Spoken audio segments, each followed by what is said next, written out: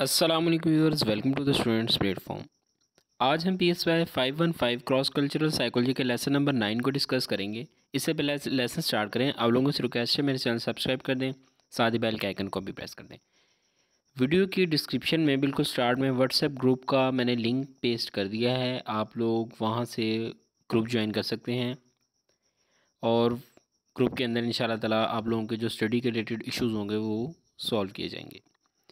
Culture and development, developmental pathways to individualism and inter relatedness. सबसे पहले तो introduction के अंदर यहीं से हम देखेंगे individualistic and related conceptions of the self. It is simply talking about individualistic and collective cultures. यानी कि हमने इस चीज़ को पहले भी पढ़ा है, काफ़ी दफ़ा रिपीट कर चुके हैं इस चीज़ को कि कलेक्टिव दो तरह के कल्चर्स होते हैं, एक कलेक्टिव होते हैं और इंडिविजुअलिस्टिक होते हैं। पहले हम इंडिविजुअलिस्टिक की बात कर लेते हैं। इंडिविजुअलिस्टिक कल्चर्स वो कल्चर्स जिसके अंदर रिस्पॉन्सिबिलिटी जो होती है एक इंडिविजुअल की होती है, वो अपने कामों में, अपनी रूटीन में, अपने डिसीजंस लेने में आज़ाद होता है। अगर कोई मसला आता है किसी भी किस्म का तो वो ख़ुद इसका रिस्पॉन्सिबल होता है। इसके अंदर वो जो बंदा होता है, इंडिविजुअल होता है, वो लोगों से ज़्यादा ताल्लुकात या कह लें बिलोंगिंगनेस नहीं रखता। वो उन पे ज़्यादा डिपेंड नहीं करता। वो अपने काम जो भी करता है, जो चीज़ें तरीके अपनाता है, वो दूसरों को मद्देनज़र नहीं रखता, दूसरों की पसंद को नहीं देखता, वो अपनी पसंद को देखता है, ख़ुद को अहमियत देता है।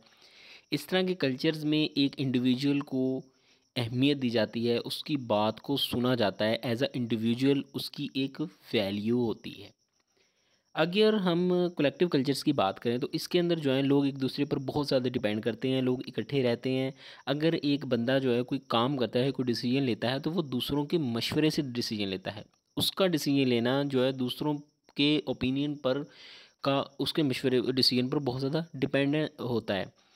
अगर कोई गलती हो जाती है, कोई मसला आ जाता है, तो वो अकेला बंदा इंडिविजुअल रिस्पॉन्सिबल नहीं होता, वो पूरी कम्युनिटी या पूरा वो एक ग्रुप जिसने मिलकर डिसीजन लिया होता है, वो इस चीज़ का रिस्पॉन्सिबल होता है।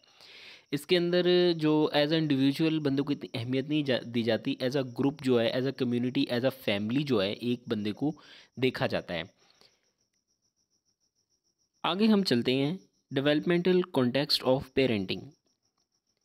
फैमिली सिस्टम बच्चे की डेवलपमेंट में अहम किरदार अदा करती है। फैमिली, ख़ासकर माँ बाप से बच्चा सीखता है कि किस तरह सोशलाइज होना है, दूसरों से किस तरह इंटरेक्ट करना है, माशरे में किस तरह सर्वाइव करना है। पेरेंटल रोल डेवलपमेंट थ्योरी के मुताबिक एक इंडिविजुअल की परसेप्शन इसकी पेरेंटिंग के मुतालिक वक्त के साथ बदलती रहती है। एक बच्चा चाइल्डहुड से अडल्टहुड की तरफ मूव करता है तो इसके अपने पेरेंट्स के मुतालिक परसेप्शंस जो होते हैं, जो ख्यालात होते हैं, वो भी डेवलप करते रहते हैं। एक बच्चे की बका के लिए इसके केयर टेकर या माँ बाप का होना बहुत ज़रूरी है, जो इसे खुराक और हिफाजत मुहैया करते हैं।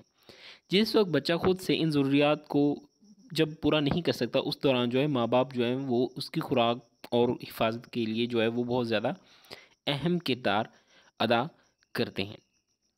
आगे role of sensitivity reconsidered. Sensitivity reconsidered क्या है?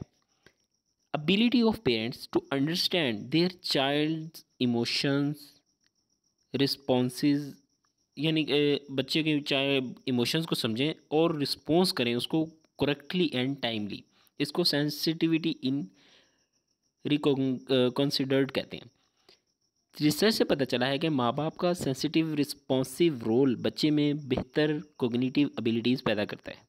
मसलन बच्चे ज़्यादा तेज़ी से बोलना सीख जाते हैं जब केयर गिवर बच्चे को फौरी तौर पर रिस्पॉन्स करते हैं। ऐसे वालिदैन बच्चे के इमोशंस को जल्दी समझ जाते हैं और उसी के मुताबिक इनके साथ जो है वो डील करते हैं, उसी के मुताबिक वो एक्ट करते हैं। आगे है a component model of parenting, CMP भी इसको कहते हैं। ये इंपॉर्टेंट है, इसको गौर से समझिएगा। इस मॉडल के मुताबिक पेरेंटिंग के दो कंपोनेंट होते हैं। एक जो होता है जिसकी हम पहले बात कर चुके हैं, पेरेंट्स रिस्पॉन्सिवनेस, और दूसरा पेरेंट्स जो है वो डिमांडिंग। रिस्पॉन्सिव की वही सेम बात जो पेरेंट जो होते हैं वो बच्चे के साथ ज़्यादा प्यार से डील करते हैं, वो रिस्पॉन्सिव होते हैं, बच्चे को कॉग्निटिव एबिलिटीज़ उस बच्चे के अंदर ज़्यादा डेवलप होती हैं। इस तरह के बच्चे जल्दी बोलना सीख जाते हैं। ये जो केयर गिवर्स होते हैं, माँ बाप होते हैं, वो बच्चे के साथ ज़्यादा वार्मथ, ज़्यादा प्यार, ज़्यादा शफ़क़त के साथ जो पेश आते हैं, ये इनकी पेरेंटिंग रिस्पॉन्सिवनेस कहते हैं इस चीज़ को। दूसरा जो इसका है वो है पेरेंट डिमांडिंगनेस।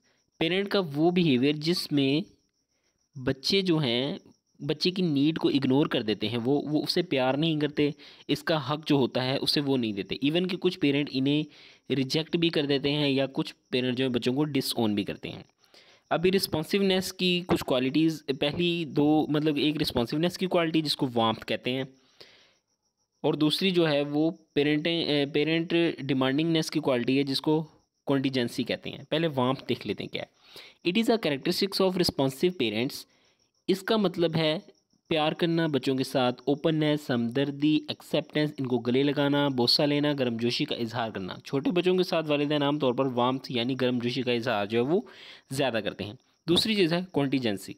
ये इसके ऑपोजिट है, आप समझ लें कि कॉन्टीजेंट चाइल्ड जो होते हैं are those who depend on others that how they feel about themselves.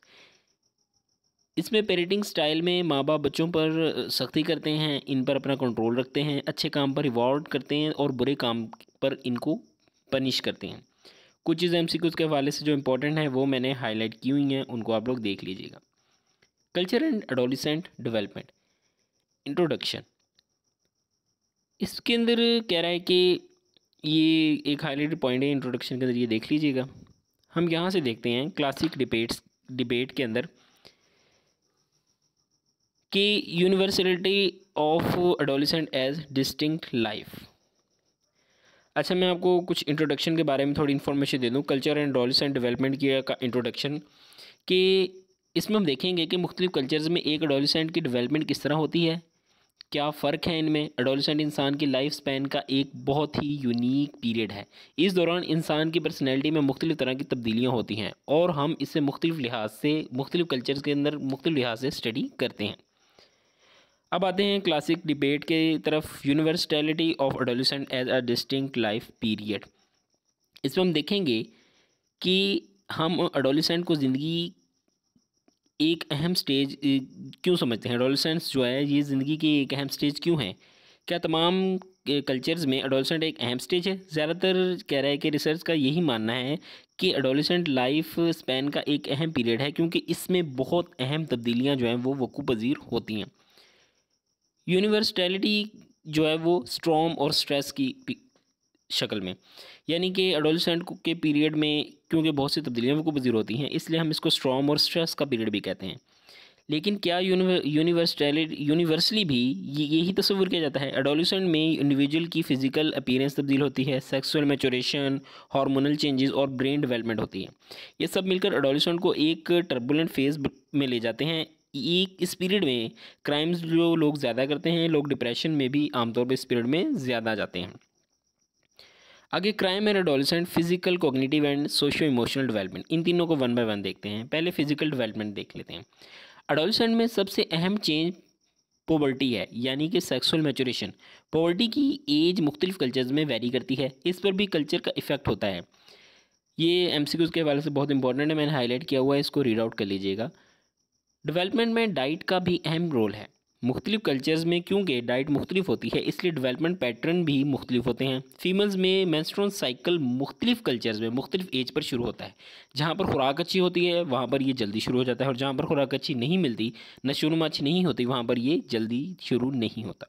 Cognitive development, मुख्तलिफ कल्चर्स में मुख्तलिफ सोशल प्रोसेसेस होते हैं जो कि एक इंडिविजुअल की जो लिविंग है, वो एक इंडिविजुअल को ये क्या करते हैं, सपोर्ट करते हैं और गाइड करते हैं उसको, उसकी लर्निंग को ये सपोर्ट करते हैं। जिस कल्चर में सोसाइटी एक इंडिविजुअल को जितना ज़्यादा सपोर्ट करेगी उसकी लर्निंग को, तो वो उतना तेज़ी से नॉलेज को गेन करेगा। एक बंदा जिन एक्टिविटीज़ में इन्वॉल्व होता है, ये इसकी कॉग्निशन पर भी असरअंदाज होती हैं। मुख्तलिफ कल्चर्स में मुख्तलिफ एक्टिविटीज़ होती हैं जो कि इनकी कॉग्निशन को मुख्तलिफ तरीके से इफ़ेक्ट करती हैं। एक कल्चर में इंडिविजुअल के बिहेवियर, उसकी वैल्यूज़ को जो है, उसके बिलीव्स पर भी असरअंदाज होते हैं। मुख्तलिफ कल्चर के लोग एक ही चीज़ के मुतालिक मुख्तलिफ बिलीव्स रखते हैं।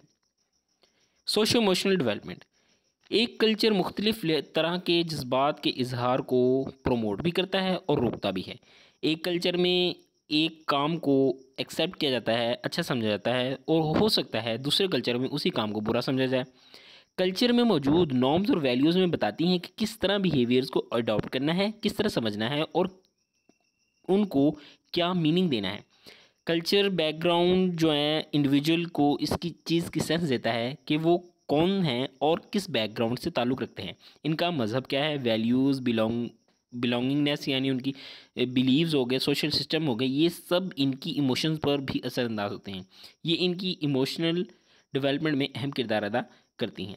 इमर्जिंग इश्यूज़, इसमें एक ही बात करूँगा मैं कि ग्लोबलाइजेशन, इंटरनेट, सोशल मीडिया, ये सब चीज़ें जो कल्चर में मौजूद जो डिफरेंसेस हैं उनको कम कर रही हैं। लोग मुख्तलिफ कल्चर्स में जाकर रहते हैं, वहाँ के लोगों का कल्चर वो अडॉप्ट भी करते हैं और वहाँ के लोग भी उनका कल्चर अडॉप्ट करते हैं। तो इसकी वजह से जो एडोलेसेंट का जो कंसेप्ट है, डिफरेंसेस हैं, वो जो हैं तो ख़त्म होते जा रहे हैं आहिस्ता आहिस्ता। व्यूअर्स, ये था हमारा lesson. I hope I made it clear. मिलते हैं जल्दी नेक्स्ट लेसन के साथ। Till then take care. अल्लाह हाफिज़।